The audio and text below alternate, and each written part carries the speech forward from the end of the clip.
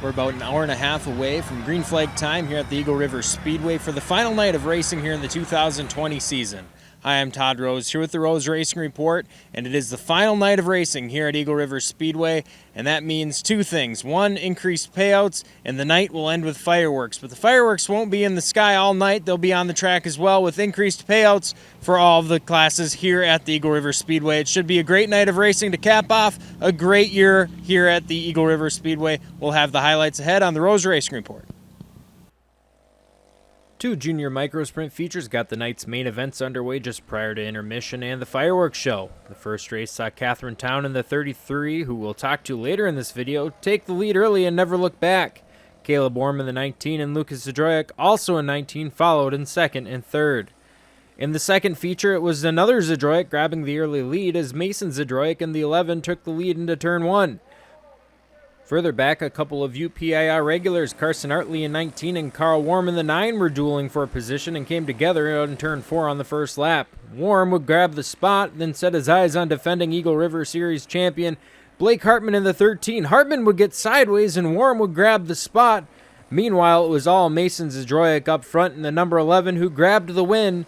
Carl Worm in the 9 would be second, and Blake Hartman would finish in third.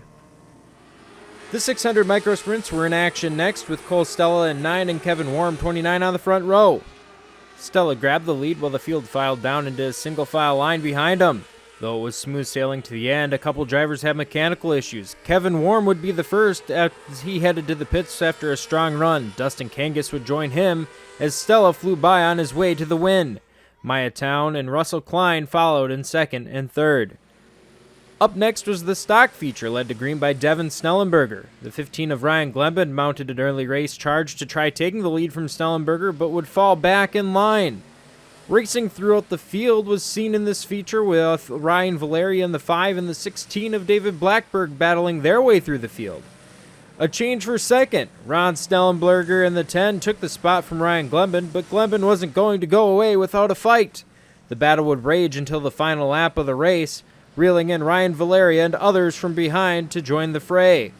Devin Blackberg would grab second from Glenben as that group continued to tussle as Devin Snellenberger walked away from the field despite a stumbling engine. Back in the scrap for a second, Ryan Valeria was able to get around Ryan Glenben, and the next time by, the story was opposite. White flag waving Blackberg lunged up the inside of Snellenberger, but Snellenberger shut the door. He would hold on for second with David Blackberg second, but up front, it was all Devin Snellenberger victorious, who climbed from his machine with a smile on his face. The unified street stock feature rolled through the chute next, and it was Rob Radijak to the lead early in the 15. Taking that spot over shortly, however, would be the 45 of Troy Larocque. As Larocque took control of the field, Radijak came under attack from the 838 of Jason Eisel.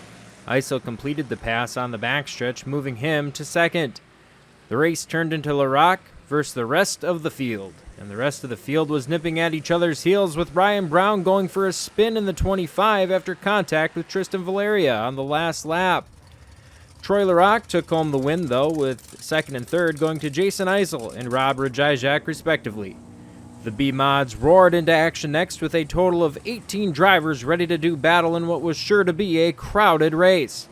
The field ran side by side for much of the opening stages of the race, but it would be Jonathan Miller in the 76 grabbing the top spot with everyone else breathing down his neck, including a trio of Jason Zdroik in 1Z, Jesse Aho 25, and Travis Frisk in 97 running 3 abreast. While that was happening, Miller lost the lead and then was swallowed by the pack. As he pushed it hard down the front straightaway back into turns 1 and 2, he would cut it too close and clip one of the infield tires, sending him into another. He would spin the car around and end his night in the infield.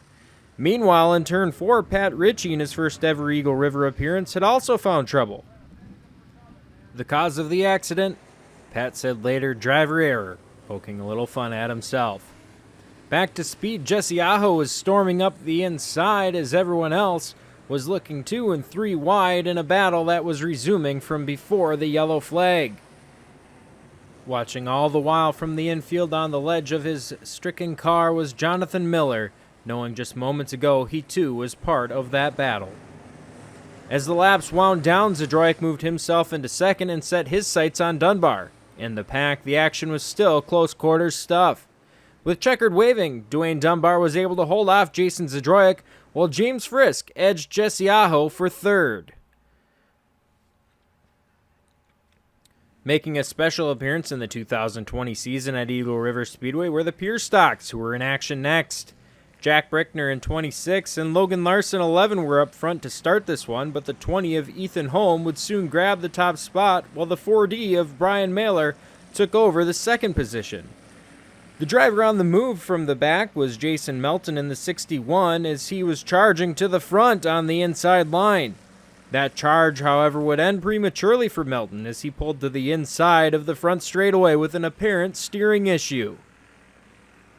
After the restart, Brian Mailer would also have issues of his own, dropping through the field as everyone managed to avoid him on the left and the right, while Jack Brickner took over the lead. As the pack rolled on, Mailer rolled to the pits.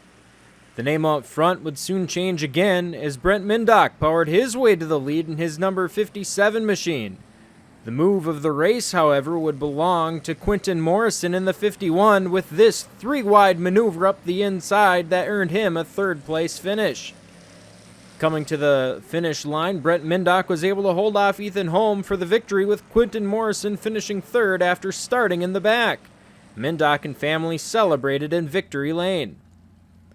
The final event of the night belonged to the late models, a division that was brought to Eagle River at the onset of the 2020 season. While it was only a 4-car field for the final night of racing, the turnout was not indicative of the growth of this division and the unique product it provides at the track. Jason Zdroik in the 1Z took the lead, while Ollie Schoonover in the 00 had a couple run-ins with mechanical issues, the second of which sent him to the pit area. After the restart, it was all Zdroik as Dwayne Dunbar and Dan Zelton battled side by side for second. Zdroik would cop the win, while Dunbar and Zelton finished in that order to round out the top three. With another season of racing in the books at Eagle River Speedway, I would like to thank all the drivers, fans, and crew at the track for welcoming me into your neck of the woods to cover events over the past 2 years. It has been a time and many late nights of driving well spent. Your support and enthusiasm for the work I have done is appreciated beyond what words can say. What 2021 holds is still a mystery, but I hope to see you all back at the track. Now stay tuned for an interview with Katherine Towne and her special guest, fellow junior sprint driver Lucas Zdroik. All right, well, we started off the year with an interview with Katherine Towne at the end of night one here in Eagle River, and I can't think of a better way to end it with another interview with Katherine Towne to end the season. Katherine, things went a little better for you tonight. Last time we talked to you, you were almost in the lake over here. Tonight, you won. Yeah, that did happen. I was really shocked when I won, and I was like, oh my gosh. Well, it wasn't just one win. You won the heat and you won the feature. How does it feel to double up in one night? It feels amazing, and I just want to thank all my fans for coming out and watching me tonight. Awesome. Well, are you going to be racing next year? Are you looking forward to 2021 with more racing in mind? Uh-huh. And also, I want to invite one of my friends in here. Come here. All right, and who do we got coming in here? Lucas Zdroik. Lucas Zdroik. Well, you have raced here this year. How much? A couple days. All right. Why don't you move in a little bit? Yeah. You guys come in. So this is your first year racing, right, Lucas? Yes. And Zdroik, that's a racing name around here. You have a lot of family members who race around here, don't you? Yes. And who might those be? Bubba and Tommy and my dad And who's your dad? the 1Z that just won. So Jason Zdroik, who just won. You have winning in your blood. I know you're going to win one day, and just like Katherine here. Well, you guys, thank you for making this day a lot of fun and always having smiles on your faces, because that brings smiles to our faces. We'll see you guys next time, or next year, hopefully, all right? Yep. I wasted my year. You wasted your year? I wasted my year for winning. Oh, you'll win next year.